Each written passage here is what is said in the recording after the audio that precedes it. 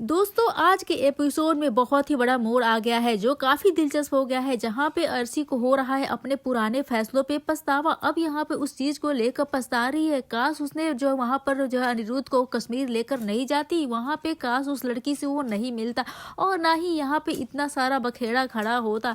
अब तो आज ये पूरा बखेड़ा खड़ा नहीं होता तो अर्शी का यह जीनियर रिकॉर्ड दिखाता है कि वह अंदर से टूट चुकी है। ना वो हालात संभाल पाई ना ही रिश्ते। आज उसे समझ में आया कि एक गलत फैसला कितनी बड़ी मुसीबत पैदा कर सकता है। यह सीन सिर्फ पछतावे का नहीं बल्कि यह दिखाता है जिन बातों को अर्शी हल्का समझती थी वही आज उसकी सबसे बड़ी परेशानी बनकर सामने खड़ी है।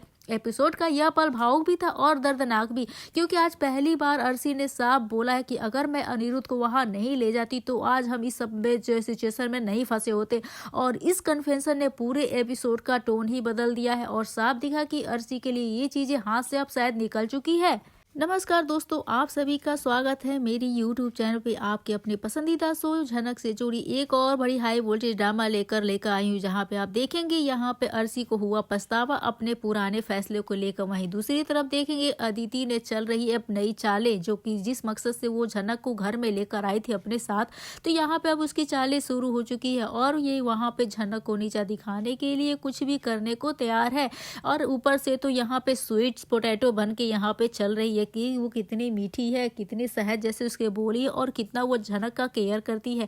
तो आज का एपिसोड पूरी तरह से कंफ्रंटेशन और इमोशनल टकराव से भरा हुआ है। सीन शुरू होता है जब घर के अंदर जहां नियम संस्कार और बदनामी की बातें घर वालों को परेशान कर रही है।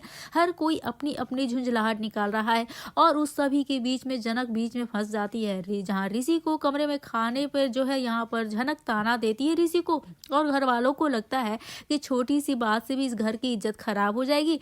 लेकिन दोस्तों असली ट्विस्ट धमाका तो तब आएगा जब कोर्ट वाले रिपोर्ट और कॉल ना लेने की बात पर यहाँ पे अर्शी जो है पूरी तरह से है झुंझलाकर जो है गुस्से में आ जाती है और कहती है कि मैडम सीधा सीधा वहाँ पर जो है झनक की भी इंसल्ट करती है और पुराने दिनों को याद करने लगती है जब वो पहली बार वहाँ पे झनक से यानी कि हमारी नूतन से जो है यहाँ पे अनिरुद्ध बोस मिला था। अब अनिरुद्ध बोस मिला, उनके प्यार की कहानियां शुरू हुई और यहाँ पे सीरियल के इतने सारे एपिसोड की कहानियों की लंबी लिस्ट तैयार हो गई। लेकिन यहाँ पे कहा जाएगा कि इंड उतनी अच्छी नहीं हुई जितना कि नूतन की होनी चाहिए। उसे उसका हक मिलना चाहिए था जो कि नहीं मिला। उसकी बेटी भी अब अनाथों की तरह जी रही है, उसे अपने हक के लिए इतना लड़ना पड़ रहा है। जिस समय झनक जो है वो अपने हक के लड़ रही थी, अपने माँ के हक के लिए लड़ रही थी, जिस तरीके से कहानी पूरी तरह से मोड़ कर रख दिया। अब यहाँ मेकर्स ने पहले जहाँ पे झनक की बेटी उर्वशी जो थी वहां पे उसको भी जो है अपमान ही सहना पड़ा। जो अच्छा बन रहा है इस सीरियल मेकर्स उसे जो है अपमानित ही कर रहे हैं। उसे कोई भी ऐसा कुछ नहीं पहुंचा रहे उस जगह पे जहां उसे सम्मान मिले, वो जो है इज्जत मिले। लेकिन यहाँ पे पहले नूतन थी, वो भी जो है इन सभी चीजों के बीच में अपमानित होकर मर गई और उसकी जो है नूतन की माँ उर्वशी भी कुछ ऐसा ही उसके साथ हुआ। जो यहाँ पे उर्वशी से प्यार करते थे यानी कि हमारे पंडित बृजभूषण, वो भी जो है कभी भी यहाँ पे उर्वशी को वो प्यार नहीं दे पाए, वो भी सृष्टि के जाल में फंस के रह गए। और यहाँ पे झनक का भी वही हाल हुआ, यानी हमारी नूतन जो है वो भी यहाँ पे फंस के रह गई। उसे कभी भी अनिरुद्ध बोस का वो प्यार नहीं मिला जो अनिरुद्ध बोस कहता था, हर कदम पे उसके साथ रहता था। वो भी एक गलतफहमी होने का इतना बड़ा शिकार हो गया कि उसे अपने प्यार पे भरोसा ही उठ गया। क्यों उसे झनक पे बिल्कुल भी भरोसा नहीं था कि वो उसके अलावा किसी और के साथ वो शादी कर सकती है या फिर अपनी आगे की लाइफ बिता सकती है। क्यों उसे यहाँ पे झनक को भरोसा नहीं करना चाहिए था? क्या वहाँ पे इसे जो अपने बच्चे को स्वीकार नहीं करना चाहिए था? इस तरह से कहानी ने मेकर्स ने जो इंड किया है यह काफी ज्यादा बहुत ही ज्यादा इमोशनल है, क्योंकि ऐसे इंडिंग में कोई भी फैंस नहीं चाहते हैं कि इस तरीके से एंडिंग हो। लेकिन यह एंडिंग जो है काफी ज्यादा जो है नहीं बर्दाश्त करने लायक है। अगर यहाँ पे जो वही फिर जो है नूतन की बेटी झनक के साथ भी कुछ ऐसा ही हो रहा है। पहले कॉलेज में उसे परेशान किया गया, अब उसे यहाँ पे अदिति के जो है यहाँ पे खुद अनिरुद्ध बोस जो है अर्शी की बातों में हाँ मिलाकर उसे वापस इसी को घर में ले आया ऋषि चटर्जी के।